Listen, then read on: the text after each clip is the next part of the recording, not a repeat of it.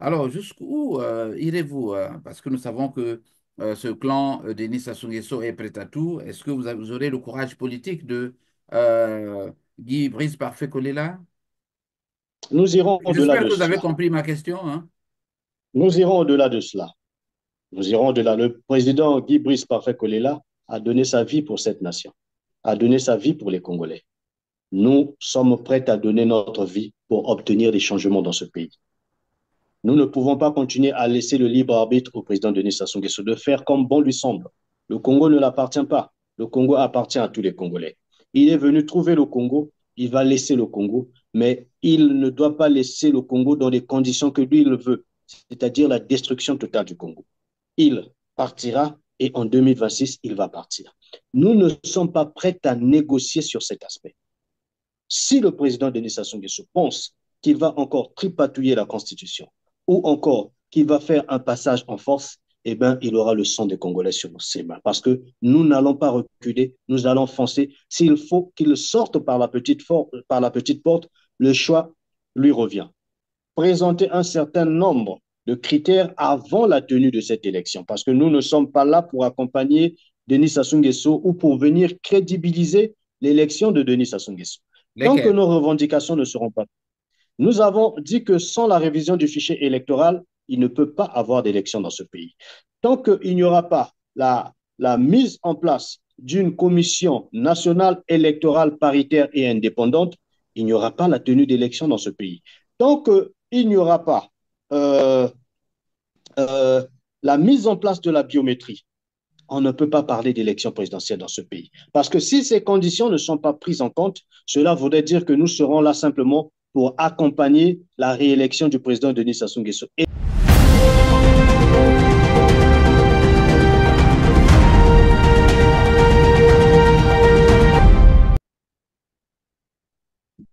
Samedi 3 mai 2025, la radio de la communauté, invité de ce journal, Castolin Cédric Ballot, qui nous revient très en forme. Salut Cédric.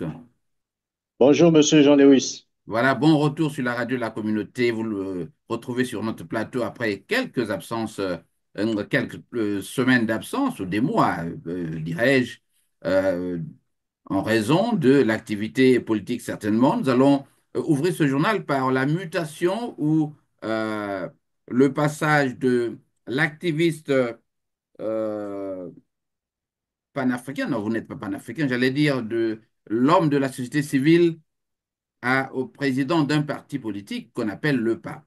Alors, est-ce que cette mutation était difficile ou pourquoi vous avez décidé de quitter la société civile, de l'abandonner, pour ainsi dire, pour commencer à faire de la politique sur le terrain? Oui, merci beaucoup, monsieur Jean-Lewis. C'est un plaisir de vous retrouver. Vous savez, ça n'a pas été facile pour nous. Déjà, étant association, donc société civile, nous avons pour credo de batailler pour la justice sociale. Et donc, ce combat avait fini par déranger les autorités avec les nombreuses mobilisations que nous avons lancées sur le terrain, avec les marches que nous avions lancées sur le terrain. Et donc, au vu de tout ça, les autorités étaient tellement indignées parce que vous savez, Monsieur Jean-Lewis, que nos autorités n'aiment pas ça. Ils sont habitués à être plébiscités par la jeunesse congolaise, ils sont habitués à être plébiscités par tous ceux qui les entourent, mais ils ne sont pas habitués à rencontrer des résistants. Et lorsqu'ils sont confrontés à des résistants, aussitôt, ils doivent vous écraser. Et c'est ce qui avait fait que nous puissions recevoir l'ordre, on nous avait intimé l'ordre par le gouvernement de pouvoir nous conformer. Qu'est-ce que j'appelle par se conformer? Et nous ont fait comprendre que les actions que nous étions en train de mener étaient des actions purement politiques.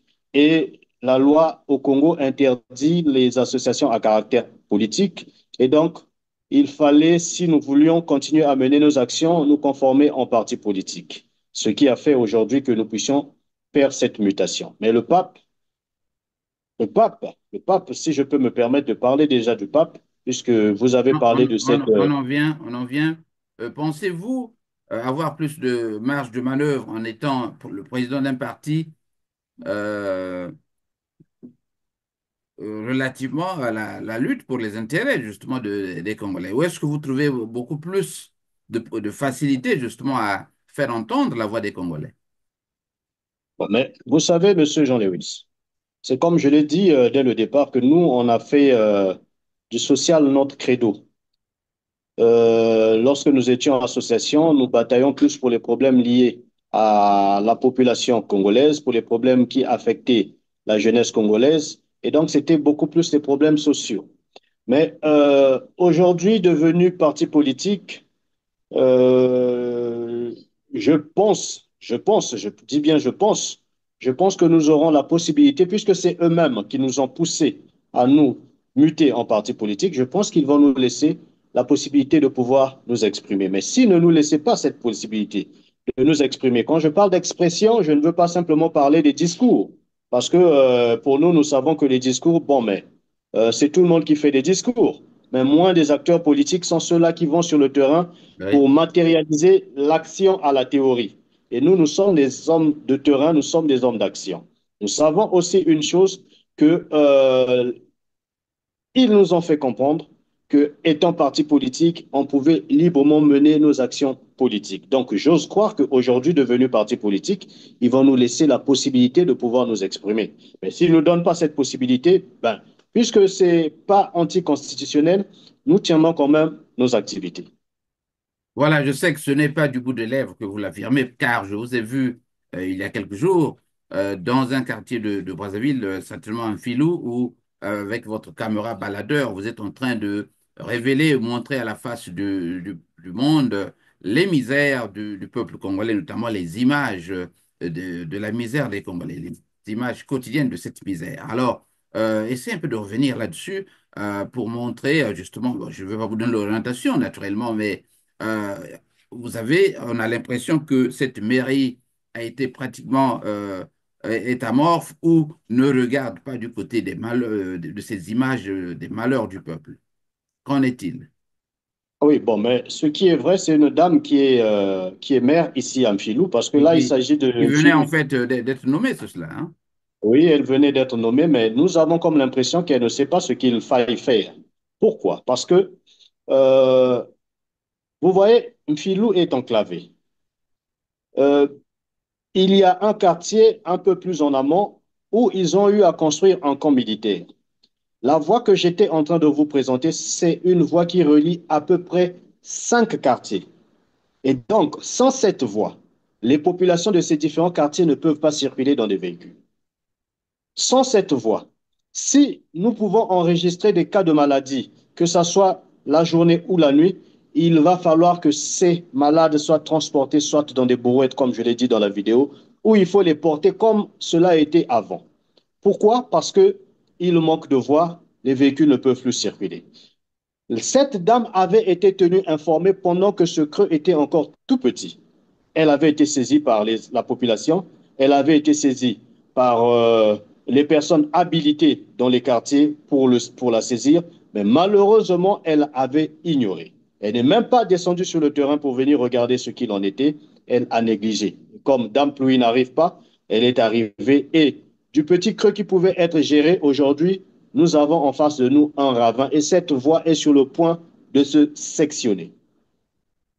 Alors, est-ce qu'au niveau du quartier, il y a eu des comités qui se sont formés pour essayer d'interpeller cette dame, j'allais dire la mairie en général, par exemple, ou Oui, le gouvernement? bon, mais le gouvernement, je ne sais pas, euh, nous Parce savons que que là nous parlons, Castelin, de ce qu'ils appellent là-bas à Brazzaville les grands travaux. Donc, ils nécessitent une action musclée, je crois, de M. Bouya, donc du gouvernement.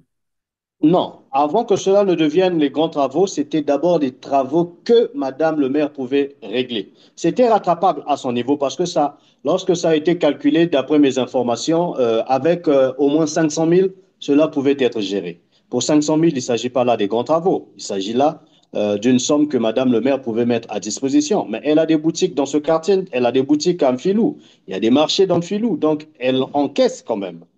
Elle a un certain nombre de services au niveau de la mairie où elle pouvait quand même débloquer les fonds pour pouvoir gérer cette situation. Je ne sais pas si elle connaît réellement son rôle, Mais ce que nous avons constaté, c'est qu'il y a eu une léthargie de sa part qui a fait qu'aujourd'hui, nous puissions passer de ces petits travaux aux grands travaux dont vous êtes en train d'évoquer. Voilà, la léthargie dont vous parlez, c'est un peu partout, hein, n'est-ce pas? Vous avez des collecteurs cassés un peu partout dans la ville, dans le Oui, pays, j'allais mais, dire. oui, mais vous voyez, elle a été nommée par qui? Elle a été nommée par le président Denis Sassou Nguesso. Mais le président Denis Sassou Nguesso, comment il agit? La léthargie, c'est lui qui, s'il faut parler de ces autorités qui n'agissent pas, lui, il en fait partie. Et lui étant le père de la nation, nous pouvons comprendre aujourd'hui que tous ceux qu'il nomme fassent comme lui, sans pourtant qu'ils ne puissent redouter quoi que ce soit. Ça, nous le comprenons. Nous savons que les autorités à tous les niveaux sont démissionnaires. Donc, ça ne nous surprend pas.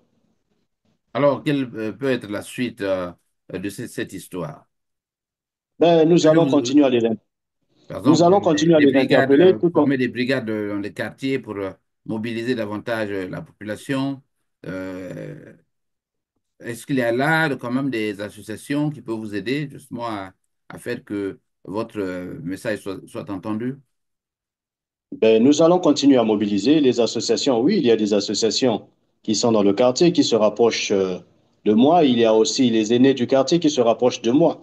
Parce que je me suis rendu là-bas, c'est pas moi. On est venu me chercher pour m'emmener là-bas, pour me présenter cette situation, alors que je n'occupe pas un poste de responsabilité. Mais la population a voulu que je dise un mot tout en espérant que notre appel sera entendu. Nous allons continuer à décrier cela. Nous allons continuer à interpeller les autorités tout en espérant qu'ils puissent enfin entendre raison. Parce que s'ils n'agissent pas très rapidement, je pense que si deux pluies peuvent encore tomber. Et ce que vous ne savez pas, Monsieur Jean-Léry, c'est que sous cette dalle ou sous ce goudron, il y a des gros collecteurs à grand débit d'eau. Si ces collecteurs pouvaient être touchés, je Oui. pense que toutes les maisons qui se trouvent un peu plus en aval vont partir. Au lieu d'arriver à ce stade-là, ce stade de catastrophe, je pense que le bon sens ferait que nos autorités ou que Madame le maire saisisse peut-être le maire central et le maire central à son tour pourra saisir le gouvernement pour que très rapidement il y ait une réaction de la part du gouvernement. Voilà, c'est la démarche finalement que vous avez choisie, démarche de proximité pour être davantage proche du peuple, c'est cela. Au lieu Oui, de mais rester dans des bureaux climatisés comme on les voit, notamment au PCT. Oui, mais Monsieur Jean Lewis, c'est pas dans les bureaux que on est proche de la population. Lorsqu'on est loin de la population, on ne peut pas s'informer de ce que vit la population.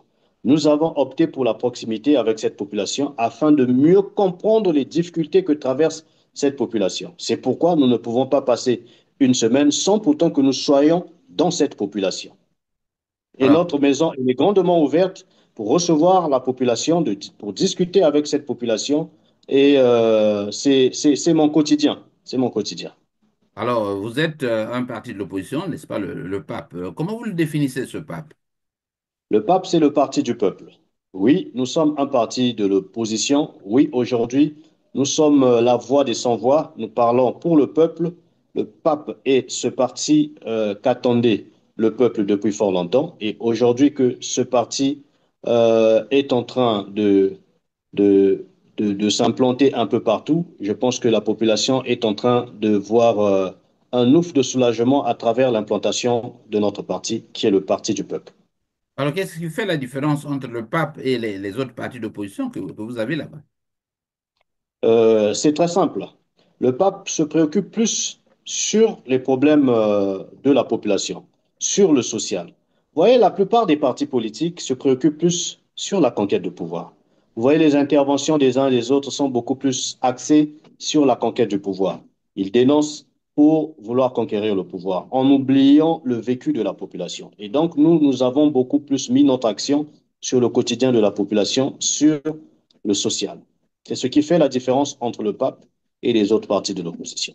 Bien que la finalité, pour nous aussi, serait de conquérir le pouvoir, mais pour conquérir le pouvoir, il faudrait que nous puissions faire chemin avec la population, que nous puissions comprendre les doléances de la population, et ce sont ces doléances-là que nous allons pour exprimer sur la scène publique.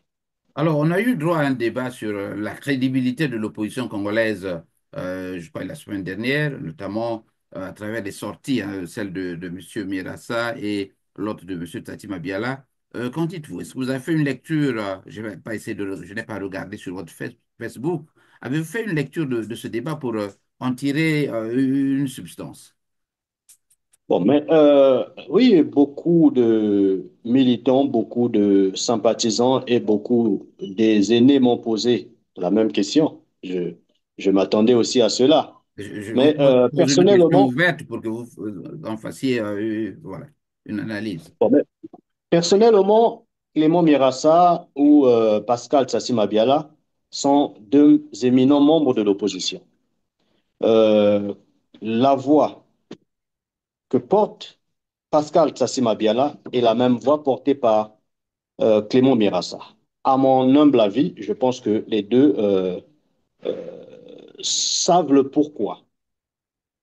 Ils savent le pourquoi cette chose que nous ne maîtrisons pas. Parce que lorsque vous essayez de voir un peu la différence d'âge entre moi et Pascal Tsassi Mabiala ou moi et Clément Mirassa, il y a un grand écart.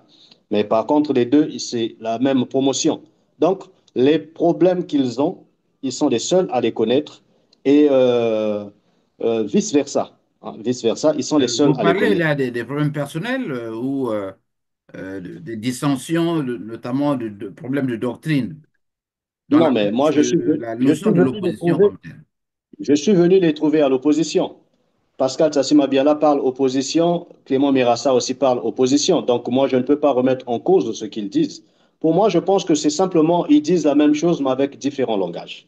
Parce que dès lors que Tassima Biala est opposant et que Clément Mirassa est opposant, je pense que même s'ils peuvent avoir des écarts de langage, mais à un moment donné, ils finiront toujours par se retrouver peut-être tard la nuit afin de pouvoir un peu mettre les points sur les i. Mais à mon humble avis, je Mais pense on que peut aussi tout. également, on peut se retrouver tard la nuit pour se rapprocher davantage du pouvoir ou s'en écarter. C'est le problème de Bon, fond qui est posé, hein. Le problème, c'est celui, je sais que vous ne voulez pas aborder frontalement la question, mais le problème posé ici, c'est celui de savoir lequel des deux est proche du pouvoir. bon, mais dire que l'un ou l'autre serait proche du pouvoir et que l'autre serait dans le vrai serait une erreur. Parce que si moi j'arrivais à affirmer que Clément Mirassa ou Tsassim Abiala étaient proches du pouvoir, bon, cela revient à dire que euh, j'ai l'habitude de le voir aller là-bas. Et si je le vois, c'est que moi aussi je suis de ce côté-là. Comme je n'ai pas la possibilité d'arriver là où on les accuse, donc je ne peux pas avoir une certitude sur la proximité de l'un comme de l'autre avec le pouvoir. Mais moi, je retiens leur position. Pascal Tassim Abiala est opposant, Clément Mirassa est opposant, et moi, je m'arrête là. Alors, merci pour cette réponse, mais revenons sur votre passé. On sait que vous étiez, on l'a dit ici, hein, au cours des précédentes émissions, vous étiez un membre du PCT. Vous avez quitté ce groupe pour se faire une liberté, hein, d'esprit, hein, et d'action. Alors, comment cette mutation a-t-elle été possible? Parce que nous voyons encore que dans le groupe du PCT où il y a tout, hein, il y a l'argent, il y a le pouvoir, il y a tout ce que vous pouvez avoir, les autres, ils sont restés et vous avez décidé de quitter tous ces avantages. Oui, mais de quel avantage vous parlez? Il n'y a pas d'avantage. L'argent, le travail et autres, les voyages, tout ce que vous pouvez imaginer. La Oui, mais facilité, la belle vie dans les ils, restaurants. ils sont combien à voyager? Si ce n'est la famille présidentielle et le petit groupe entourant la famille présidentielle. Oui, je vais vous dire une chose, monsieur Jean-Louis. Oui, j'ai été membre du Parti congolais du travail, mais je n'étais pas à la décision. Vous savez, la plupart des jeunes qui composent le Parti congolais du travail, en réalité, ils ne font pas de la politique, ils sont simplement utilisés. Parce que ils ne connaissent même pas la doctrine du Parti congolais du travail, ils ne connaissent rien du tout du Parti congolais du travail, c'est juste l'enthousiasme. Ils sont utilisés pour la mobilisation. Vous voyez ces jeunes faire des débats liés à la vie politique. Vous voyez ces jeunes faire des débats sur l'évolution de notre pays. Ça, ce n'est pas faire de la politique. C'est simplement par enthousiasme. Ils ont été entraînés dans ces partis politiques, comme l'avait dit le doyen Alain Aquala, comme du bétail. Oui, aujourd'hui, je l'affirme, parce que pour pour un jeune qui a encore toutes ses capacités, je pense qu'il devrait se retirer de ce parti et faire son chemin ailleurs. Parce qu'il n'y a aucun avantage dans ce parti. Quel est l'avantage? Il y a combien de ceux qui disent appartenir au Parti congolais du travail et combien d'entre eux sont ceux-là qui travaillent? Les plus grands nombres des chômeurs se trouvent dans le Parti congolais du travail. Et quel est donc l'avantage qu'on peut tirer de ce parti, si ce n'est simplement de servir de tremplin à la classe dirigeante? Je voudrais que vous évoquiez euh, au pied de la lettre les griefs de ce parti. Qu'est-ce que vous reprochez au PCT et qui vous Oui, aura amené justement à quitter ce parti? oui, mais on n'a qu'à voir aujourd'hui notre pays. Quelle est l'image de notre pays? Le PCT, c'est la corruption. Le PCT, c'est la destruction. Quand on essaie de voir les jeunes, vous voyez que les jeunes n'ont plus la capacité de réfléchir parce qu'on a détruit le système éducatif. Ça, c'est le PCT. Parce qu'ils doivent maintenir les jeunes dans cette position où ils ne sont pas à mesure de pouvoir réfléchir. C'est ça le PCT. Qu'est-ce que je reproche au PCT? Le PCT ne se soucie pas de la population. Regardez le quotidien de la population. Dans quelles conditions vit la population? La population vit dans une précarité absolue. C'est ça le PCT. Qu'est-ce C'est-à-dire, que le PCT? c'est-à-dire, Mais, mais la population, faisons la proximité. Citez-nous des exemples concrets. Dans les marchés, je n'ai pas envie de mettre dans votre bouche ce que tout le monde peut regarder. Votre oui, exemple mais me paraît plus ou moins général, mais je voudrais que vous descendiez hein, pour que vous nous ameniez dans ce quotidien des Congolais. ah oui, mais aujourd'hui, lorsqu'on voit les Congolais être incapables de pouvoir se nourrir, hier encore, les Congolais pouvaient se nourrir deux fois. Bon, je ne voudrais pas dire trois fois, mais aujourd'hui, les Congolais se nourrissent une fois ou peut-être pas. Ce que hier nous étions en train de dire de façon cynique pour la RDC, où les gens mangeaient, comme je dirais, de façon rotative, commence à arriver au niveau de notre pays. Aujourd'hui, au Congo, il y a des personnes qui ne savent même pas ce qu'ils peuvent manger demain. C'est ça le PCT. Mais il suffirait de voir dans les marchés. Dans les marchés, les gens consomment à peu près la même chose de façon répétée. Pas parce qu'ils veulent consommer la même chose, mais simplement parce qu'ils peuvent trouver un petit produit qui coûte moins cher et c'est ce qu'ils consomment jour après jour. Et c'est ça le PCT, c'est ce que nous reprochons au PCT. Mais quand on essaie de voir dans les hôpitaux, pendant que eux ils fêtent, le PCT égale beaucoup de fêtes. C'est des grands fêtards. Pendant que la population est en train de souffrir, la population vit dans la souffrance, il suffirait de faire un tour dans les hôpitaux pour voir la souffrance de la population, où vous verrez des femmes enceintes dormant à même les cartons, parce qu'il n'y a pas de lit d'hôpitaux. Ils dorment sur des cartons, mais ce sont des femmes enceintes. C'est ça que nous reprochons au PCT. Il suffirait d'aller dans les écoles pour voir des enfants assis à même le sol. Il faut que je continue à vous décrire cela, Monsieur Jean Lewis, mais je vais continuer. Alors, c'est suffisant déjà pour moi. Alors, comment expliquer que, parce que vous parliez d'une minorité qui s'est accaparée hein, donc des ressources et tout, et des privilèges là-bas, comment expliquer qu'une minorité réussisse à imposer sa volonté à la majorité, donc à plus de 90% de Congolais? Vous avez certainement, dans votre parti, fait cette analyse pour comprendre justement l'emprise du PCT sur le pays. Qu'en dites-vous? Ah oui, mais c'est simplement la politique d'intimidation. C'est tout. Aujourd'hui, on a tellement intimidé la population, donc à chaque fois que la population a tenté de se manifester, on met en place une répression. La police elle n'est plus républicaine, elle travaille au service d'un pouvoir, au service d'une famille, de la famille régnante. C'est ça qui a plongé la population dans la peur. Mais aujourd'hui, je peux vous dire, Monsieur Jean Lewis, que nous avons compris notre faute, nous avons compris notre erreur. À force de continuer à vivre dans cette peur, à force de laisser la latitude au régime en place de faire tout ce qui leur semble bon, c'est nous qui souffrons au finish.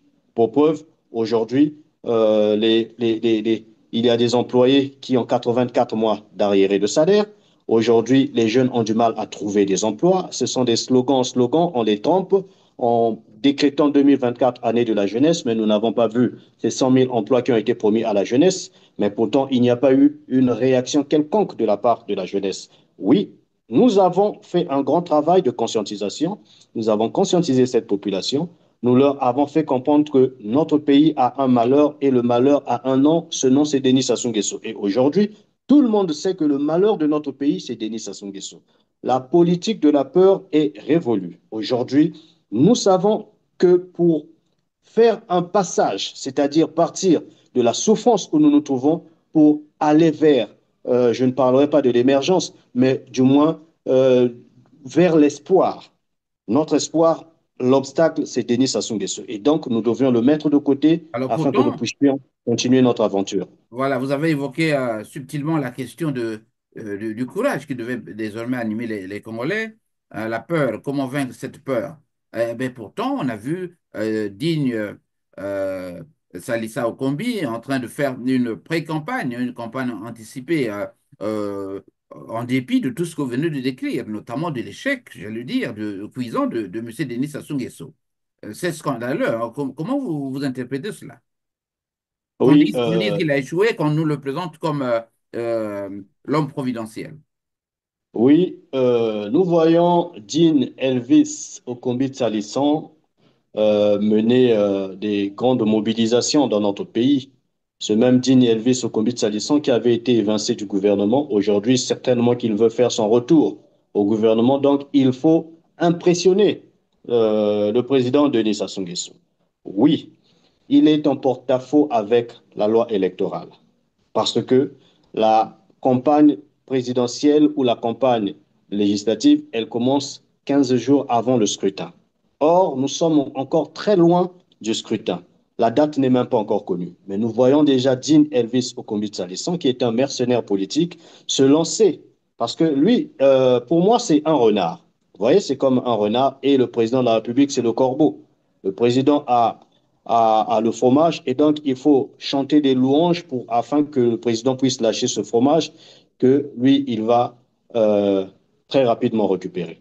Mais vous savez, euh, Monsieur Jean Lewis, nous sommes quand même dans un pays où chacun se permet de marcher sur les lois simplement parce qu'il parle au nom du président de la République. Nous avons compris que tous les voyous de la République, quand ils veulent se faire un peu d'argent, ils doivent parler au nom du président de la République afin qu'un certain nombre de libertés leur soient accordées. Il est en train de faire des mobilisations à grande échelle. Ces mobilisations, il les fait moyennant de l'argent qu'il donne à chaque individu qu'il mobilise. Il fait des mobilisations d'ordre de 3 000 personnes à 5 000, parfois même plus. Imaginez un peu qu'il donne ne fût que 2 000 à chaque mobilisé. Combien il dépense? Or, nous savons une chose. Il Et n'a vous pas une confirmez que entreprise en tant que telle. cet argent sort des caisses du Trésor. Il n'a pas une entreprise en tant que telle. Ce monsieur Jean Elvis Okombitsa-Lisson, il n'a pas une entreprise. La seule entreprise que nous lui reconnaissons, c'est peut-être sa chaîne en ligne comme la vôtre. Mais nous ne pensons pas que sa chaîne puisse lui produire autant de millions. Je doute même fort que sa chaîne puisse faire un chiffre d'affaires de 5 millions le mois. Je doute fort. Mais il dépense au-delà des centaines de millions. D'où lui viennent ces financements? C'est pourquoi nous suspectons que cet argent sorte du trésor public ou sorte des régies financières de l'État qu'on met à sa disposition afin d'aller embrouiller la population, afin d'aller embrigader le cerveau de la jeunesse congolaise pour que ces derniers qui sont sans espoir aujourd'hui puissent encore voter le président de la République en 2026. Mais seulement, nous constatons une chose, c'est de l'escroquerie que Dean Elvis Okombitsa-Lisson fait vis-à-vis de la population.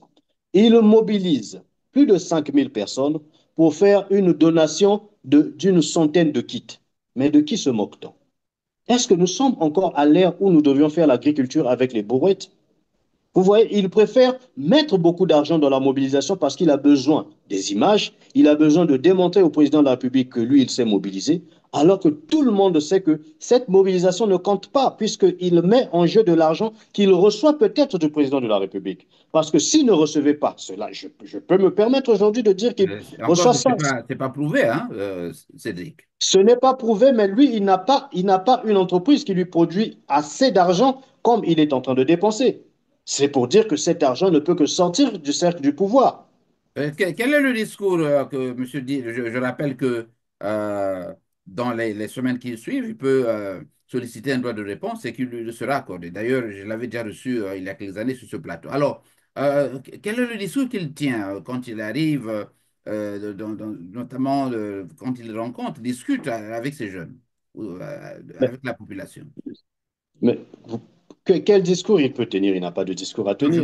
je parlais Parce- du paradoxe entre l'échec cuisant de Denis Sassou Nguesso de près de 40 ans et donc la réalité qui est là, têtue, que mais dit-il justement à ces populations qui le c'est de suivent? ça que je parle. Il ne peut rien dire. C'est pourquoi il achète la Pour conscience de acheter. cette jeunesse. Parce que le président de la République n'a pas de bilan. Son bilan est négatif. Il n'a pas de bilan. Le mieux serait pour lui, normalement, quand il descend, c'est de présenter le bilan du président de la République domaine par domaine. Mais il ne le fait pas. Lui, ce qu'il fait, il se cache derrière cette structure qu'il appelle la génération auto-entrepreneur pour acheter la conscience de la jeunesse congolaise, puisqu'il connaît la misère de la population, il connaît la misère de la jeunesse. Vous savez, lorsque vous arrivez à... Ne dit-on pas que celui qui tient le ventre tient le reste du corps? C'est ce qu'il fait. Il sait que la population a du mal à mobiliser des fonds. Les jeunes sont sans emploi et ils sont à la recherche d'une perspective. Et donc, lui, quand il vient avec cette magouille où il vient, il vous mobilise nombreux pour mettre à votre disposition des bourrettes, mais c'est un non-sens. C'est un non-sens.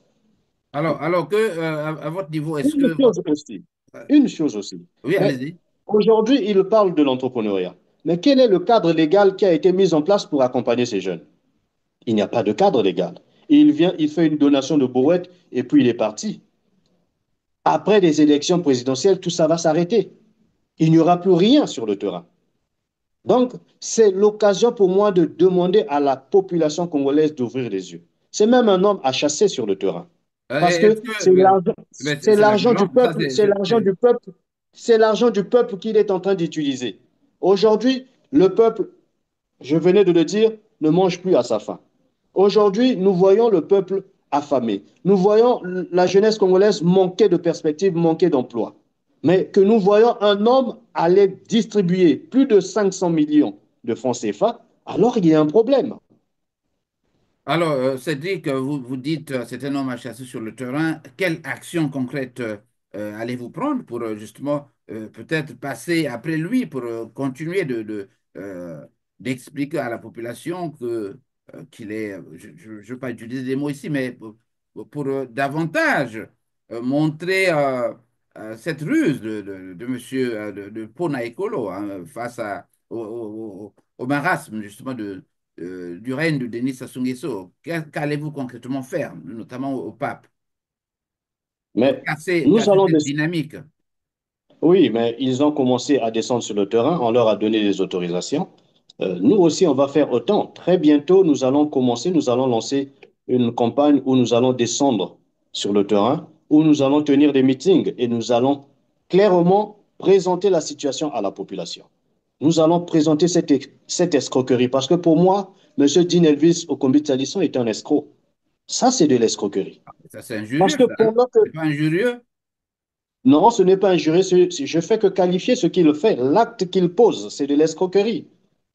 Pendant que le pays, on a du mal à payer les fonctionnaires, pendant qu'on a du mal à payer les retraités, pendant qu'il y a des grèves par manque de paiement de salaire de certaines structures, il y a un individu qui n'a aucune entreprise aussi grandiose que nous connaissons, qui se met à dépenser des sommes allant au-delà de 500 millions de francs CFA. Alors, comment est-ce que je vais qualifier ça si ce n'est pas de l'escroquerie? Nous l'avons vu à peine qu'il a lancé son activité, la génération auto-entrepreneur. Aussitôt, il vient d'acquérir un nouveau véhicule, un véhicule qui coûte près de 120 millions. Les derniers modèles de V8 qu'il n'avait pas, qu'il vient d'acquérir avec cette activité. Comment on va qualifier cela si ce n'est pas de l'escroquerie?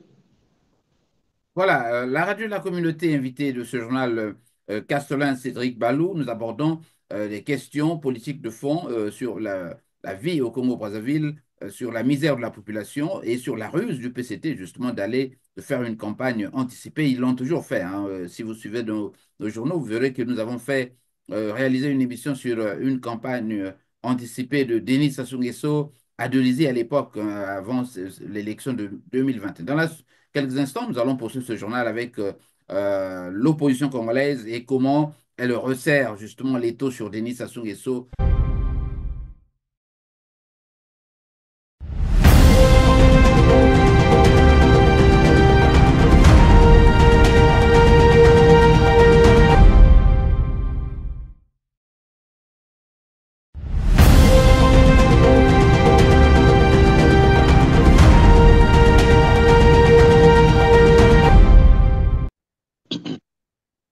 Voilà, une fois de plus, merci à tous ceux qui sont connectés sur la radio de la communauté africaine. Invité de ce journal de la communauté, Castolin Cédric Balou, qui est le président du PAP, là-bas au Congo-Brazzaville. Alors, s'agissant de cette campagne anticipée de M. Digne Elvis Okombi, qu'allez-vous concrètement faire?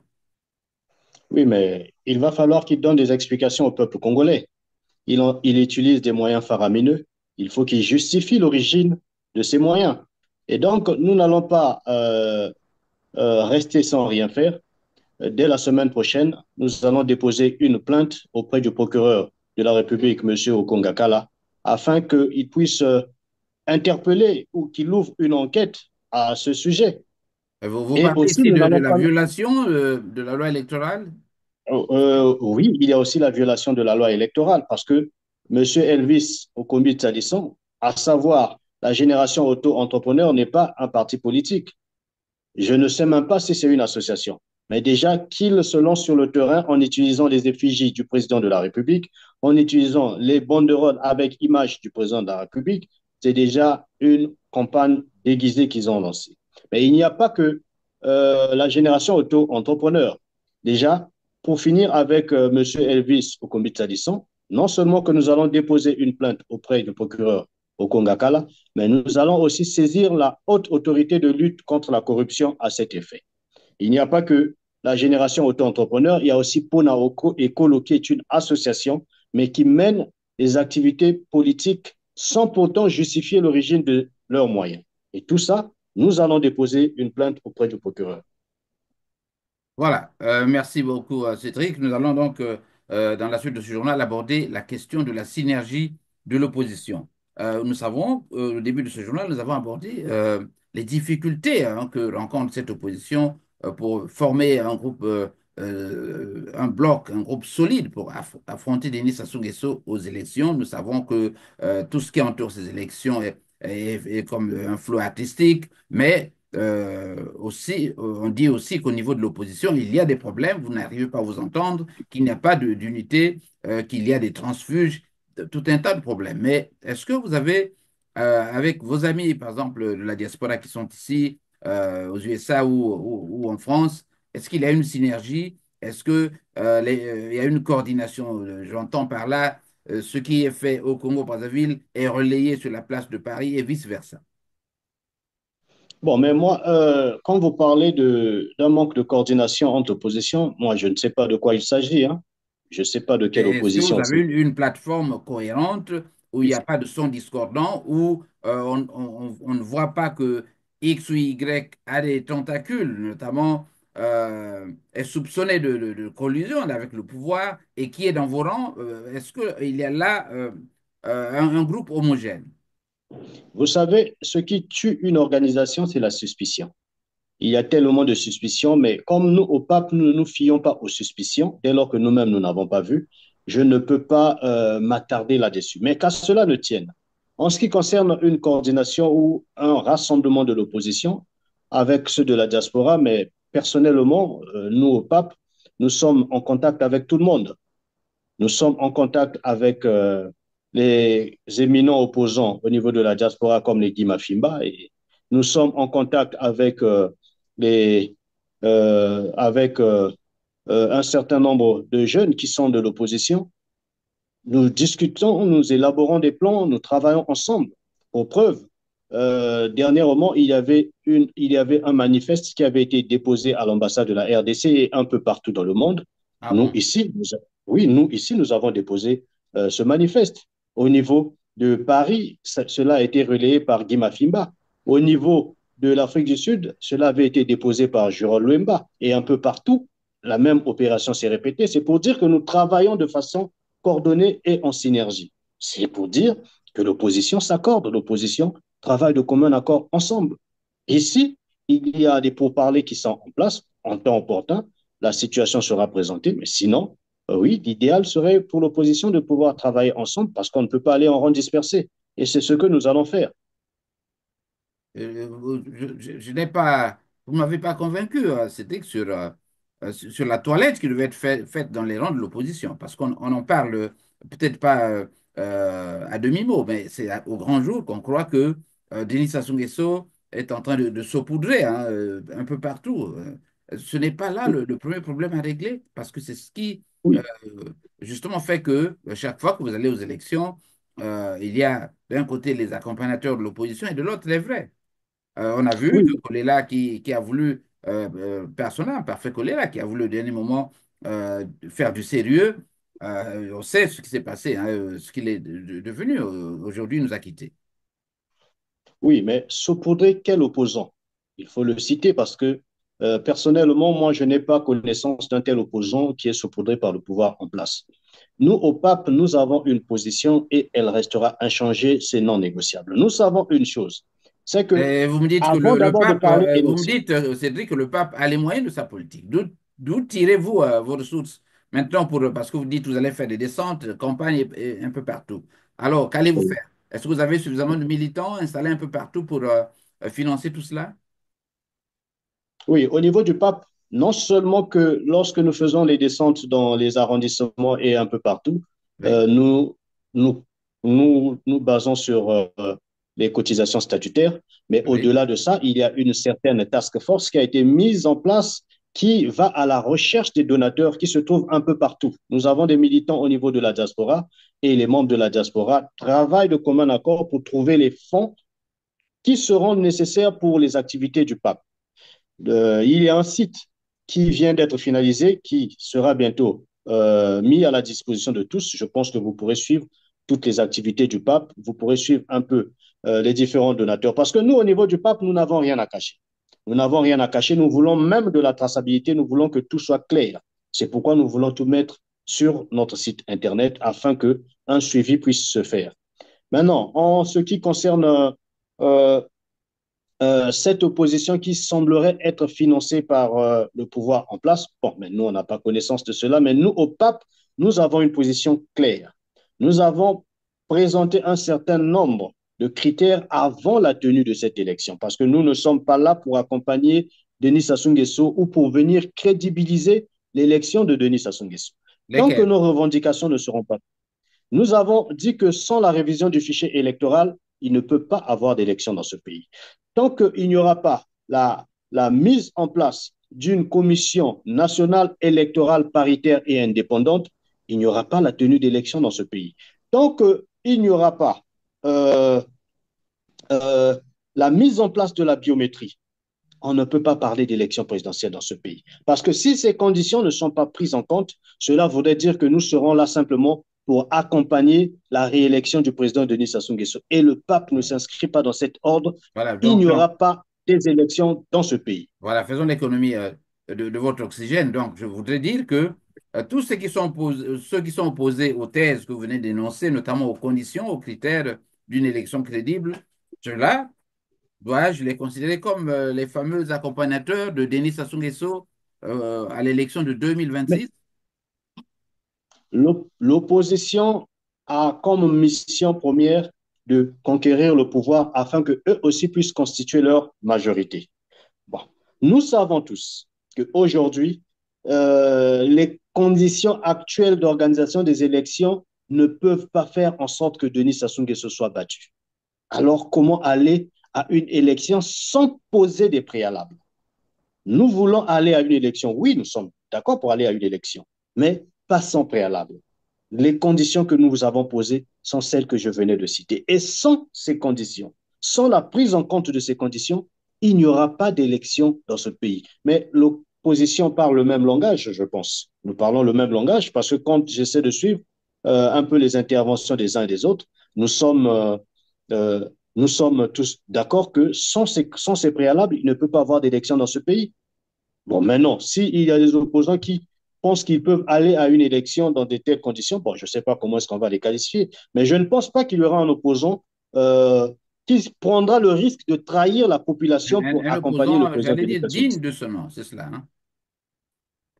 Non, bon, je ne sais pas s'il faut l'appeler un opposant digne de ce nom, mais je ne pense pas qu'il prendra le risque de trahir la population, parce que la population est tellement exaspérée, la population veut finir avec le régime de Denis Sassou Nguesso, et 2026 est l'année de l'alternance. Voilà, nous reviendrons sur cette histoire d'élection et des conditions des préalables dans nos prochaines éditions. J'espère que vous serez toujours, vous ne ferez toujours la gentillesse d'accepter nos invitations. Alors, Cédric, rapidement, il nous reste deux préoccupations. Est-ce que on peut parler de l'affaire de Dongo, hein, notamment le fameux Dongo qui aura, on a dit, fait des tirages de 3000 milliards de francs CFA.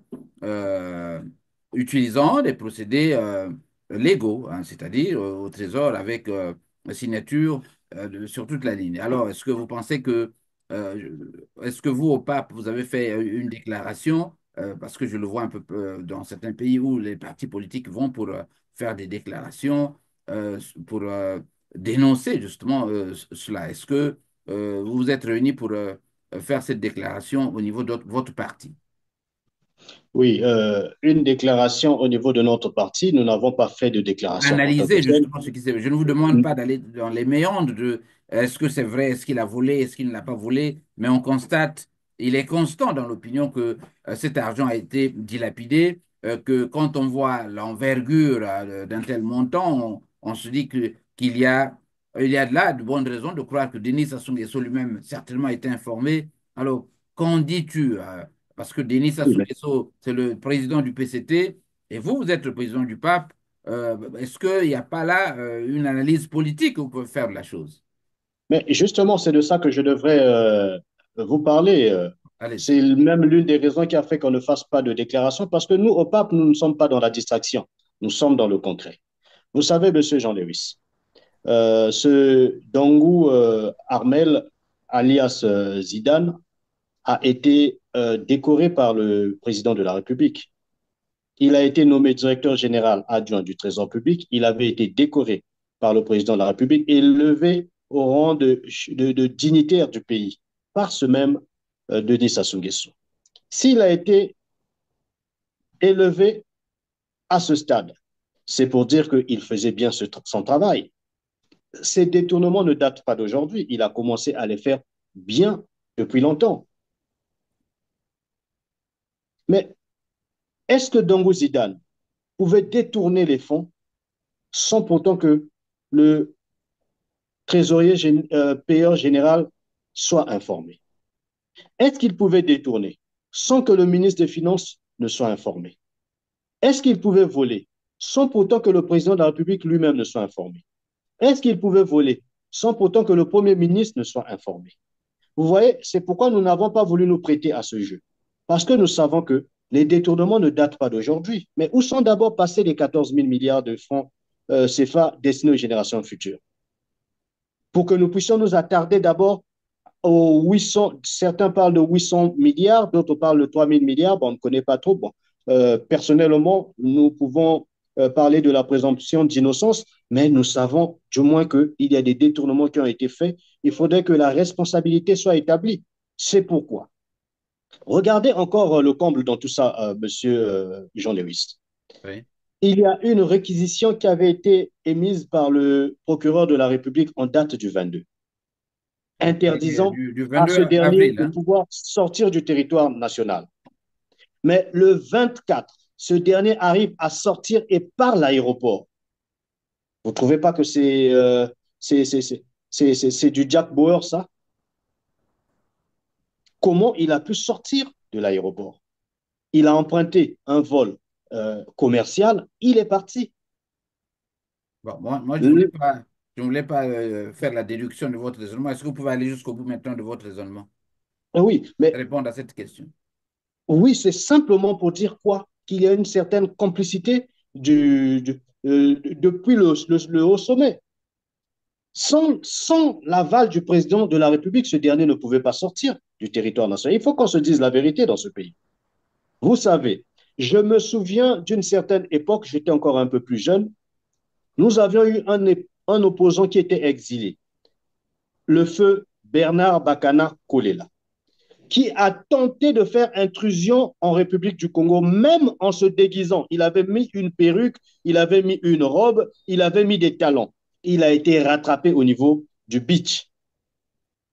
Vous voyez quand même le niveau d'alerte, même si on peut dire que la police aujourd'hui ne fait pas bien son travail, mais nous avons une police assez éveillée. Dire qu'un certain Zidane, un certain Dongo Ahmed sortent librement de l'aéroport sans qu'ils ne soient inquiétés, il n'a pu que bénéficier d'une aide présidentielle. Parce qu'ils savent que si on pouvait mettre Zidane à la disposition de la justice, en tout cas, cela aurait été un scandale national depuis le haut sommet. C'est pourquoi ils ont préféré le laisser partir pour que ce scandale n'éclate pas. C'est pourquoi nous, au pape, nous n'avons pas voulu nous prêter au jeu du système. Qu'ils nous disent d'abord où sont partis les 14 000 milliards des fonds destinés aux générations futures. Et en ce moment, nous pourrons aussi parler de ces, oui, de ces 800 milliards ou 3 000 milliards que nous pourrons mettre dans le même collimateur que les 14 000 milliards de fonds CFA. Ils n'ont jamais pu justifier, ils ne vont jamais aussi justifier ce qui a été pris. Ce qu'aurait pu faire l'opposition, c'est de manifester. Parce qu'aujourd'hui, nous parlons beaucoup, mais il n'y a pas d'action sur le terrain. Or, une opposition, les partis politiques doivent matérialiser la parole à la pratique. Il faut aller sur le terrain, il faut manifester, il faut tenir des actions, il faut mener des actions, il faut tenir des activités afin d'exprimer le ras-le-bol de la population. Parce que la voix de l'opposition, c'est la voix du peuple. Nous parlons pour le peuple, nous parlons au nom du peuple, parce que nous sommes proches de la population.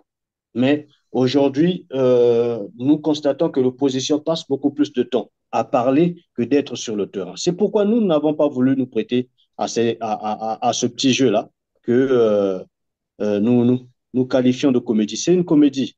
C'est une comédie. Voilà. Mais nous voulons Donc, que les responsabilités soient établies. est-ce qu'il est revenu à Brazza, ce fameux Dongo Armel? Nous n'avons pas cette information, donc je ne Voilà, peux pas voilà. me Donc, prononcer là-dessus. pas firmer des bêtises, hein. Alors, nous allons refermer sur la RDC en relation, bien sûr, parce que le journal porte sur la République du Congo, mais nous parlons ici du Rwanda, l'agresseur de la RDC, le Rwanda vous avez certainement suivi les derniers développements de l'actualité internationale, le Rwanda qui est devenu la peste même de l'humanité, hein, présenté comme un mauvais État qui crée des troubles partout, hein, euh, euh, contre ses voisins. Alors, nous avons à Brazza des Rwandais qui ont signé, ou Sassou qui aurait signé, qui a signé un contrat avec le Rwanda pour se cacher derrière justement cette envergure qu'avait déjà le Kagame sur le plan international. Voilà. C'était l'enfant terrible des Européens, des Américains, un peu partout. Alors, dois-je dire que Sassou Nguesso est un faux calculateur, qu'il risque justement quelque chose euh, relativement au déclin du pouvoir de M. Kagame. Notamment, j'allais parler de son influence sur les relations internationales. Est-ce que Kagame et Sassou vont couler, hein, ensemble? Oui, mais ça avait déjà été, c'était déjà un dessin que nous avions vu depuis fort longtemps. Nous savions que Kagame ne pouvait pas aller loin avec cette façon de faire, où il est en train de tuer la population de la RDC à l'est du pays.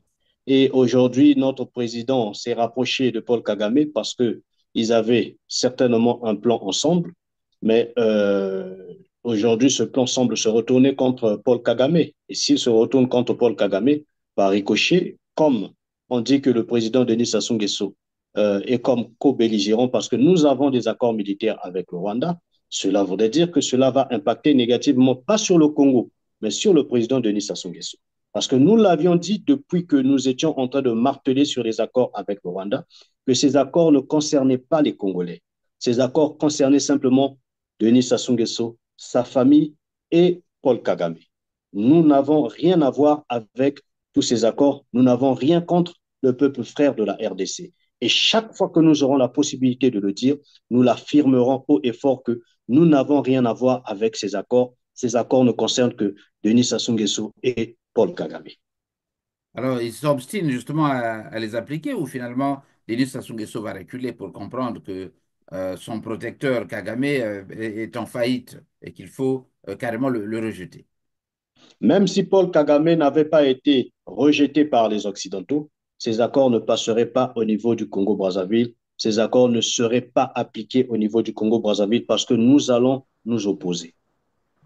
Voilà, merci Cassolin. Nous allons donc refermer sur une question euh, de sécurité, hein, j'allais dire. Alors, jusqu'où irez-vous, hein? Parce que nous savons que ce clan Denis Sassou Nguesso est prêt à tout. Est-ce que vous aurez le courage politique de Guy Brice Parfait Kolela? Nous irons au-delà J'espère de que vous avez cela. compris ma question, hein. Nous irons au-delà de cela. Nous irons au-delà. Le président Guy Brice Parfait Kolela a donné sa vie pour cette nation, a donné sa vie pour les Congolais. Nous sommes prêts à donner notre vie pour obtenir des changements dans ce pays. Nous ne pouvons pas continuer à laisser le libre arbitre au président Denis Sassou Nguesso de faire comme bon lui semble. Le Congo ne l'appartient pas. Le Congo appartient à tous les Congolais. Il est venu trouver le Congo, il va laisser le Congo, mais il ne doit pas laisser le Congo dans les conditions que lui il veut, c'est-à-dire la destruction totale du Congo. Il partira et en 2026, il va partir. Nous ne sommes pas prêts à négocier sur cet aspect. Si le président Denis Sassou Nguesso pense qu'il va encore tripatouiller la Constitution ou encore qu'il va faire un passage en force, eh bien, il aura le sang des Congolais sur ses mains. Parce que nous n'allons pas reculer, nous allons foncer. S'il faut qu'il sorte par la petite porte, le choix lui revient. Nous n'allons pas reculer, nous irons jusqu'au bout parce que nous avons vu où la léthargie, où le laxisme nous a conduit. Le laxisme nous a conduit dans la souffrance. Aujourd'hui, le peuple congolais souffre dans son entièreté. Du nord au sud, le peuple congolais souffre. C'est pourquoi, face à cette souffrance, nous ne sommes pas prêts à négocier avec le président Denis Sassou Nguesso. Nous lui avons laissé 40 ans. Il a eu plus de 40 ans de règne. Il n'a pas pu transformer qualitativement notre pays. Il est temps qu'il puisse le reconnaître et qu'il se mette de côté. S'il ne veut pas se mettre de côté et sortir par la grande porte, eh bien, le choix lui restera de sortir par la petite porte et il va croiser la population congolaise avec le pape comme moteur qui va conduire ce mouvement. Donc, quand vous parlez, vous dites nous, vous parlez de qui concrètement? Est-ce qu'il y a là, dans les quartiers, dans les villes du Congo-Brazzaville, des groupes déjà mobilisés pour s'engager sur le terrain, pour braver Aucun le Congolais, pouvoir? Parce qu'il ne faut pas dire nous, il faut. Est-ce que on entend par là des gens qui sont derrière vous et qui sont prêts à vous soutenir? nous parlons des Congolais, nous parlons de tous ceux qui sont derrière nous, nous parlons de tous ceux qui font chemin avec nous. Plus aucun Congolais n'est prêt à accepter de revoir le président Denis Sassou Nguesso faire un passage en force en 2026. Nous avons vu où cela nous a conduit. On ne peut pas continuer à souffrir pendant que lui ainsi que tout son petit groupe vivent dans l'opulence. Aujourd'hui, nous aussi, nous avons besoin des changements dans ce pays. On a besoin de se nourrir, on a besoin de se soigner, on a besoin d'avoir une bonne éducation. Nos enfants ont besoin de connaître une bonne éducation. Et lorsque l'obstacle pour connaître ce bonheur s'appelle Denis Sassou Nguesso, nous allons simplement le mettre de côté. Voilà, Denis Sassou Nguesso mettre de côté donc au garage, voilà. Bon, je ne veux pas dire la poubelle, hein. Peut-être c'est ce qu'il mérite. Alors, merci donc d'être venu, hein, Castellin.